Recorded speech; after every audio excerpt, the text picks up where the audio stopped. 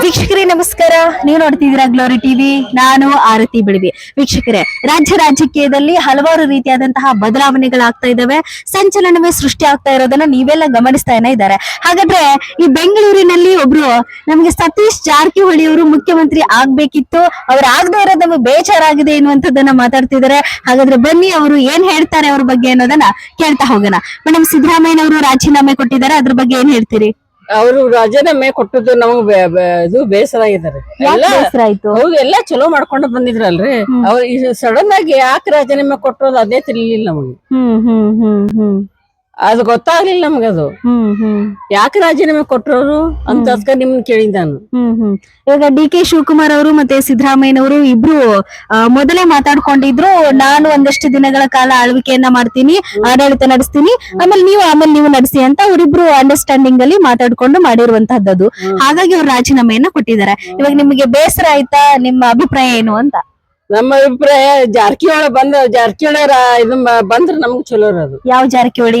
ಸತೀಶ್ ಜಾರಕಿಹೊಳಿ ಅವರು. ಯಾಕೆ ಅವರೇ ಬರ್ಬೇಕಿತ್ತು? ಅವರು ಎಲ್ಲಾ ಇದರಿಂದ ಎಲ್ಲಾ ಚಲೋ ರೀತಿಯಿಂದ ಚಲೋ ಮಾಡಿದಾರೆ. ಅವರು ಎಲ್ಲಾ ಕೆಲಸಗಳು ಚಲೋ ಮಾಡಿದ್ದಾರೆ.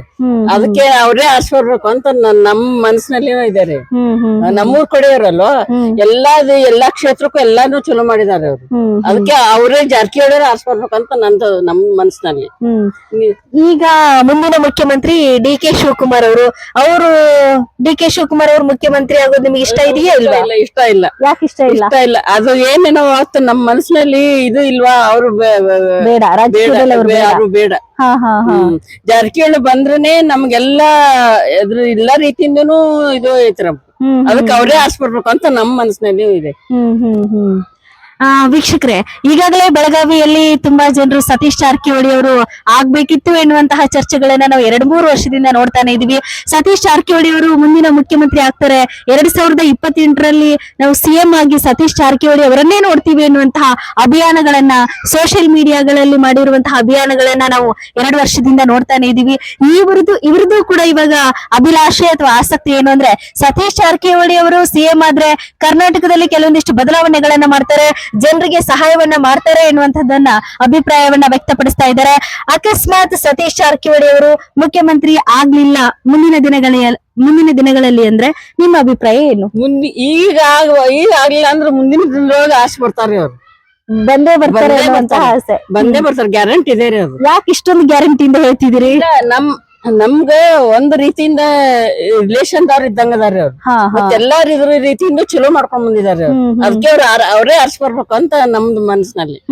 ಅದಕ್ಕೆ ಹಾಗಾದ್ರೆ ಉತ್ತರ ಕರ್ನಾಟಕದಲ್ಲಿ ಜಾರಕಿಹೊಳಿ ಕುಟುಂಬನೇ ತುಂಬಾ ಪ್ರಬಲವಾಗಿರುವಂತದ್ದು, ಬೆಳಗಾವಿಯ ಸಾಹುಕಾರರು. ಹಾಗಾದ್ರೆ ಏನೆಲ್ಲ ಬದಲಾವಣೆಗಳನ್ನ ಮಾಡಿದ್ದಾರೆ?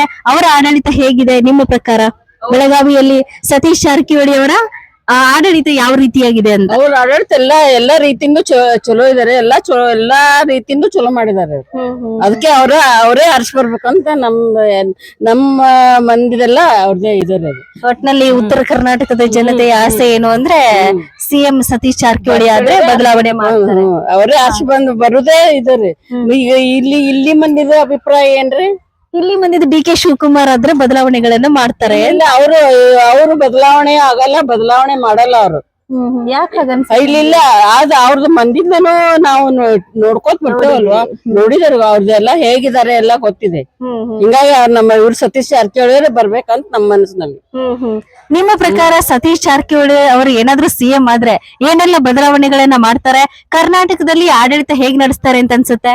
ಕರ್ನಾಟಕದಷ್ಟೇ ಅಲ್ಲ, ಇಡೀ ಇದರಿಂದ ಎಲ್ಲಾ ಬದಲಾವಣೆ ಮಾಡ್ತಾರೆ ಅವ್ರು. ಕರ್ನಾಟಕದಷ್ಟೇ ಅಲ್ರಿ, ಇದು ಎಲ್ಲಾ ಕಡೆನೂ ಬದಲಾವಣೆ ಮಾಡ್ತಾರೆ ಅವ್ರು. ಅದಕ್ಕೆ ಜಾರಕಿಹೊಳಿ ಬರ್ಬೇಕಂತ ನಮ್ಮ ಮನಸ್ಸಿನಲ್ಲಿ.